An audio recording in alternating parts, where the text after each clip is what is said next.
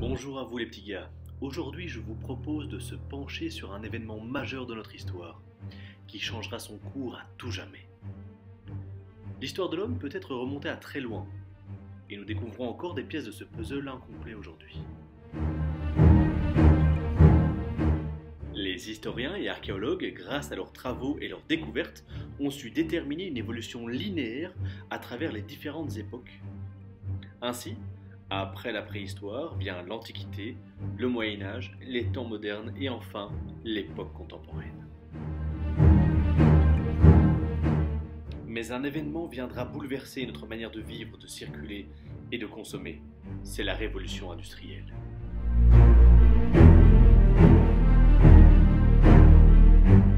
Voici parmi les premières images filmées au monde. Un train qui rentre en gare. Rien d'extraordinaire, me direz-vous. Mais il s'agit d'une véritable innovation. Comment, sans chevaux ni bœufs, peut-on faire avancer ce monstre d'acier de plusieurs tonnes?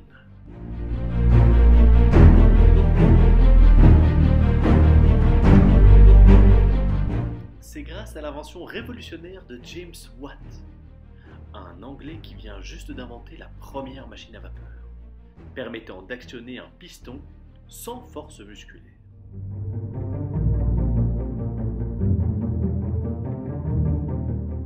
En effet, la machine à vapeur fonctionne grâce à une cuve qui, une fois chauffée, transforme l'eau en vapeur.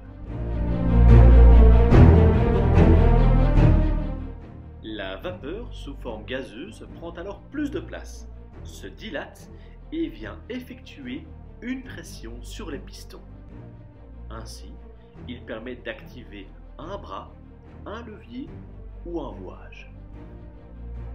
Lorsque l'eau au contact du métal refroidit, elle reprend son état liquide initial et le piston peut redescendre.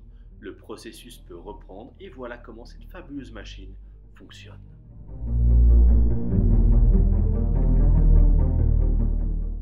Servant aussi bien dans les moyens de transport que dans les industries, elle nécessite comme source d'énergie du charbon afin de chauffer l'eau à haute température et rapidement. Ainsi, on produit plus vite, avec un rendement important. En Belgique, il existe 3 grands bassins de charbon de terre, principalement le long du Sillon, formés par la rivière Sambre et le fleuve la Meuse. La main-d'œuvre requise pour extraire ce précieux charbon est importante, et de nombreux paysans quittent leur campagne pour aller travailler dans ce qu'on appelle une fosse, un puits ou un charbonnage. Immatriculés grâce à leurs lampes, ils descendent dans les mines parfois à des centaines de mètres de profondeur, dans des conditions de travail dangereuses et très inconfortables. Ainsi, on travaille dur, à la main, 6 à 7 jours par semaine, parfois 12 heures par jour, pour quelques sous seulement.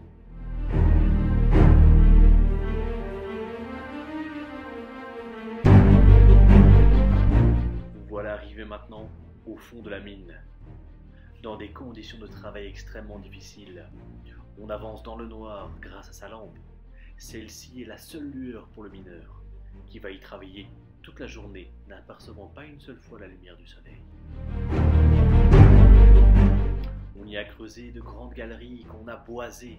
Celles-ci ne sont pas toujours très solides. Ainsi, on tire des chariots pour les remplir de charbon. Les endroits ne sont pas toujours facilement accessibles, il faut parfois ramper et travailler même couché. Ainsi, on dit qu'en Belgique, les filons de charbon sont très minces et très fins. Néanmoins, partout où la lampe passe, le mineur passe.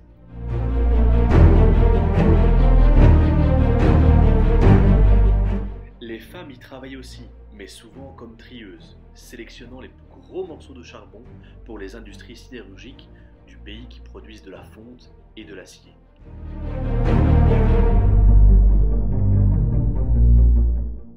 Dès 12 ans, 8 ans même avant 1870, même les enfants travaillent.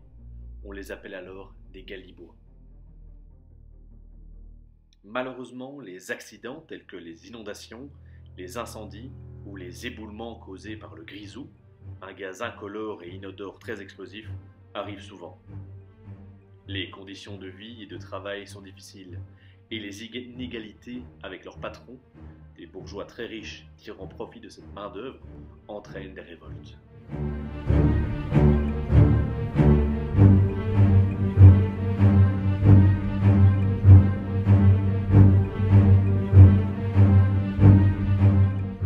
Dès 1857, les ouvriers des industries et des mines décident de s'unir pour s'entraider.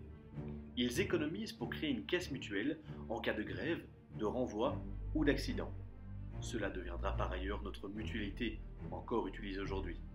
Ensuite, ils créent un syndicat afin de se représenter face aux bourgeois qui votent et choisissent les lois.